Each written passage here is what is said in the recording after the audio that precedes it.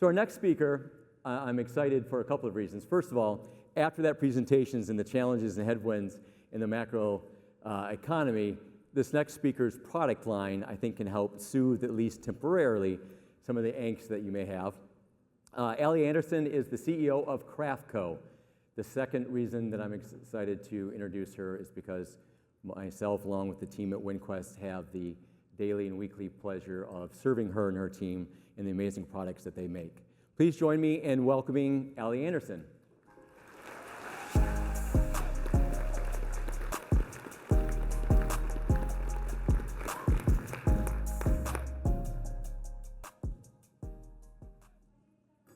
And this is my first time at the West Michigan CEO Summit.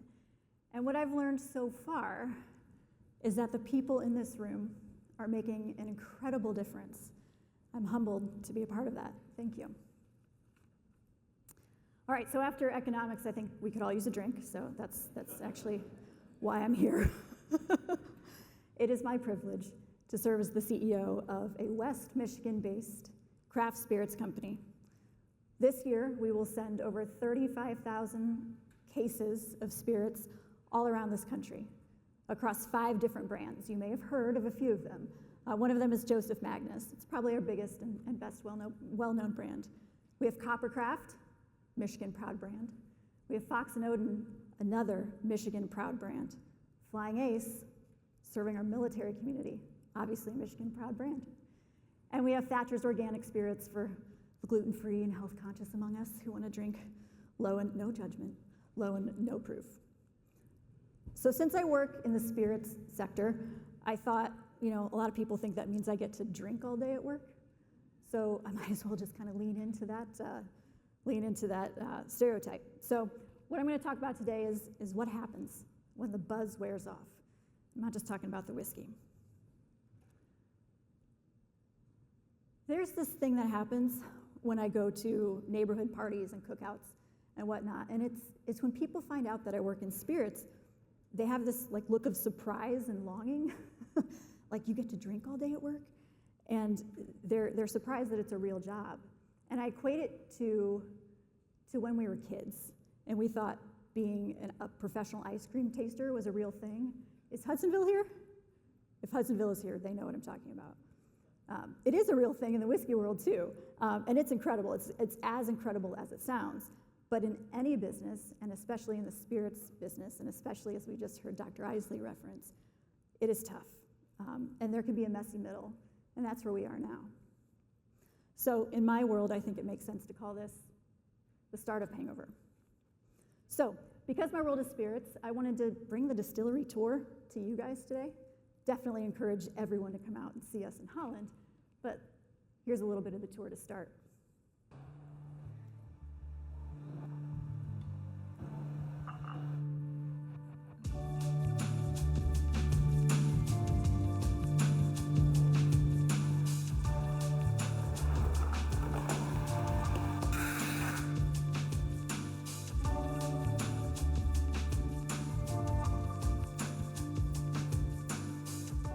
Come on, let me pull the plug out of that whiskey barrel. It's so great.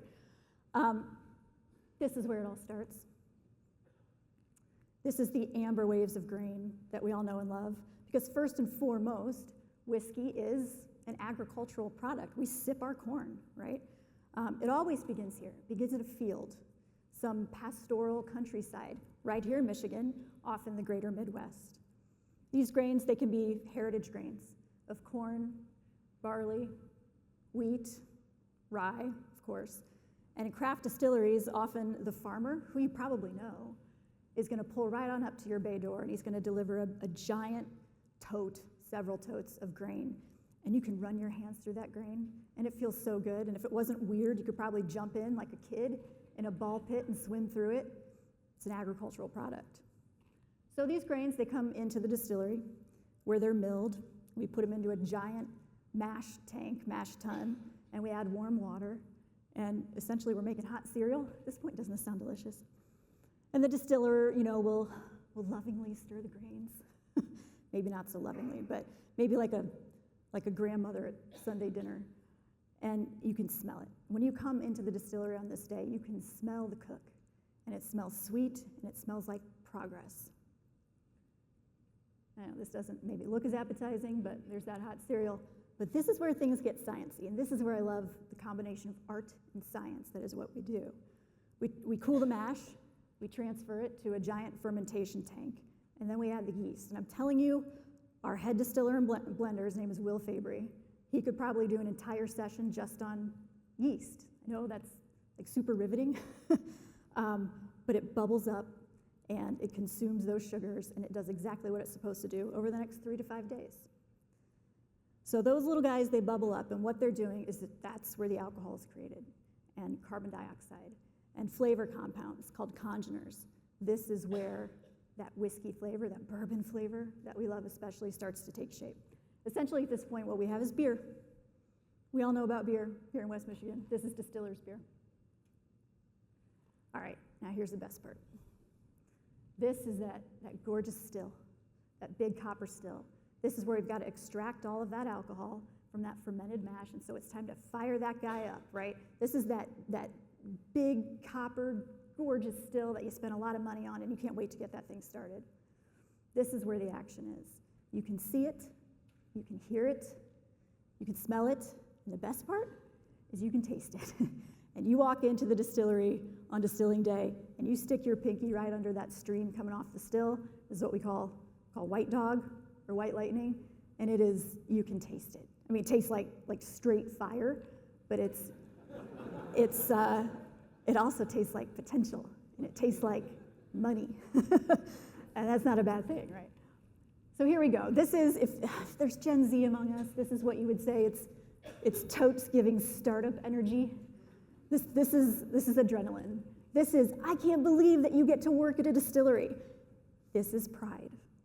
This right here is what your employees and your investors signed up for.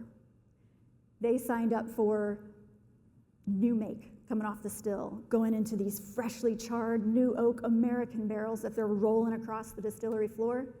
They signed up for stacking them high. They signed up for that white dog coming off the still.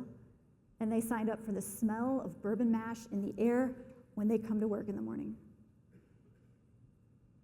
They also dreamed of a non-stop, busy, bustling, I like the alliteration there, busy, bustling bottling line. They signed up for that liquid surging through its veins. They imagined stacks and stacks of pallets going out the door in these bespoke boxes with these labels that you spent months and months designing and creating, and your pack team has handwritten, 35,000 cases this year, handwritten the proof and the bottle number on every single one. That is energy. This is going to go to states all over the country, and if you're lucky, it's going to get exported too. They, your employees, investors, and you, dreamed of this. They dreamed of beauty shots on social media, very polished marketing campaigns. They dreamed of a bustling and noisy tap room. They dreamed of trendy influencers that are singing your praises all over the place. And if you're lucky, they dreamed of awards. Those are pretty great, because the hardware that you're going to hang from your bottles says that you did something, that money that was invested meant something, that you are going places. And it is intoxicating, in more ways than one, obviously. But this is what people dream of when they start a distillery. And I can tell you, it is absolutely as amazing as I have made it sound. This is all true. I have lived through all of this. But if it were that easy, I wouldn't be standing here today, because that was the startup phase. And I would wager that the startup phase doesn't actually require a resilient edge. Here's what you don't see on the tour. This. You might see it shoved in a corner, but this is not glamorous. This is not those amber waves of green that you saw at the beginning. This is not marketing decks that are polished and slick. This is not news headlines and gold medal awards. This is definitely not giving startup energy. Do you know what this is? This is like literally a pallet of empty glass, but it's also endless tabs of spreadsheets and modeling. This is a sales slowdown due to external market dynamics. This is a tense meeting about supply chain logistics and what they're going to do to your business. This is tariffs. This is negative headlines. This is money on the shelf. This is why you took your laptop on vacation. Because now you got a whole lot of bourbon in those barrels. And you've got millions of dollars invested in a highly capital-intensive product. And that product's job is to sit around. For years and years and years and just get tastier. You have millions of more dollars invested in marketing this whiskey, spirits, gin, and selling and distributing it. And now it's just you and time. And time can feel like it's trying to kill your business. This is where things can go sideways. And this is probably where doubt is going to set in. Because your customers, they may have moved on to other shinier, newer objects of desire. And your employees are looking at you like don't just tell me it's going to be okay, you got to show me. And maybe your vendor partners are calling you up with the expectation of future business that you're not really sure you're going to be able to deliver or not. And your investors, Andy probably knows what I'm talking about. Your investors are looking at you for hockey stick returns. But progress has stalled, competition is getting tighter, and it's starting to feel like those external market dynamics are stalking you as you head out to your car at night, holding a baseball bat, waiting to bust the kneecaps off of your business. And you, CEOs, you're probably thinking, I need a drink. I do. But you're also thinking, I'm in deep. What am I going to do? How am I going to lead through this? I think it's safe to say that the buzz just wore off. This is what I call the startup hangover. And this is something I think everyone, I'm willing to bet, has gone through in this room, and maybe even in our personal lives too. Your bourbon is the superior products and services that have been offered by every firm in this room. It took time and money, and in many cases, a whole lot of sacrifice to build that. And the process of doing that was buzzy and full of momentum and motivation and probably a lot of caffeine. But the startup phase, I don't think requires a resilient edge. I've been through that a few times now, and my team's got by on a great mix of caffeine and hustle and adrenaline, and 100%, that is all important and all needed. But when you hit the middle, and when things get murky, a different strategy is needed. I'm navigating this right now in my business at CraftCo, and here's how I'm doing it. As humans, we can't help it. When we don't have complete information, we fill in the blanks with the absolute worst case scenario. Psychologists would call this catastrophizing. And I think when we were cavemen, that was probably super helpful, right? You're rehearsing for a woolly mammoth attack, and it's great to fill in the worst case scenario. But when a headline declares that all drinking is bad for you, or that tariffs will collapse the economy, we can choose to apply a more rational, realistic, creative, and even mathematical approach to threat and uncertainty. So, for example, in my case right now, I can dig deeper and am digging deeper into the sales data to discover where the opportunity lies because of tariffs. Where are there empty shelf spaces because those products aren't coming in anymore? Guess what? I got 5 American-made brands that can fill those holes. I am solving for what is known. So as leaders, we can't react to the headlines and the dynamics, but we can control how we react, how we communicate, and how we keep our teams focused on the facts. We solve for what is known. I grew up a few hours south of here in Indiana, and as you all know, we live and breathe basketball there. I think every driveway should have a hoop, because some of the best lessons I've learned have come from playing basketball pretty terribly. Sorry, Coach Petrie, or watching it. And right now, as I navigate our business through this, if I could have a drink with one person, I think it would be the legendary coach, Mike Krzyzewski. Because Coach K says that discipline is doing exactly what you were supposed to do at the time that you're supposed to do it. That's this. That's consistency. At CraftCo, my teammates know that this means small, consistent effort every single day. That is what wins, not big, showy heroics, but the discipline of consistency that will carry us through this startup hangover, this messy middle. This is really next play mentality, right? This is where after every win or after every setback, doesn't matter which one, you anticipate, you reset, and you keep moving. And it's following up on leads every day. It's when you consistently protect and set aside the time to follow up on those last 3 meetings that you had. You've got to create that time consistently every single day. It's accountability nudges from your teammates, especially from the person at the top. And it's the fundamentals of layups and free throws, and especially defense. And it's nonstop. Because resilient isn't built in the heroic sprints.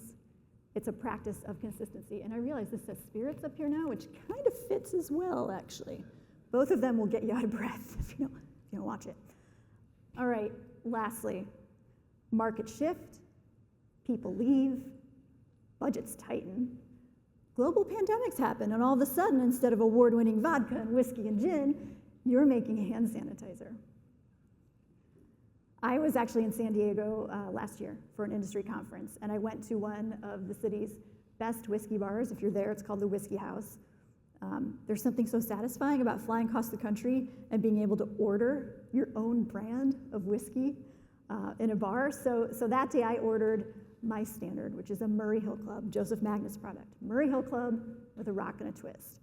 And the bartender, he had to go looking for it. It's a little disappointing. But he reaches way up high, and he pulls down this bottle that I hadn't seen in 7 years. This is a product that I know and love. I was there when it was created. I've sold this personally out of the back of my car. This was a one-off bottle because 7 years earlier, we had created this $100+ whiskey. It was absolutely beautiful, and because we were in startup phase, we didn't have enough glass. And I was head of sales at the time, and when you got no glass and a lot of whiskey, that means you're not gonna have any money coming in. So we put this $100+ whiskey in an old stock bottle that we happened to have a couple of pallets laying around. And we slapped our fancy Joseph Magnus label on it and sent it out and saved sales that year for sure. But it was an expression so unique that we called it a limited release expression of Magnus Murray Hill, right? So when I saw that bottle at the Whiskey House, first of all, I laughed, had to tell the bartender the story, and I drained it. You had to do your depletions. I had to. And he washed it, and I took it home.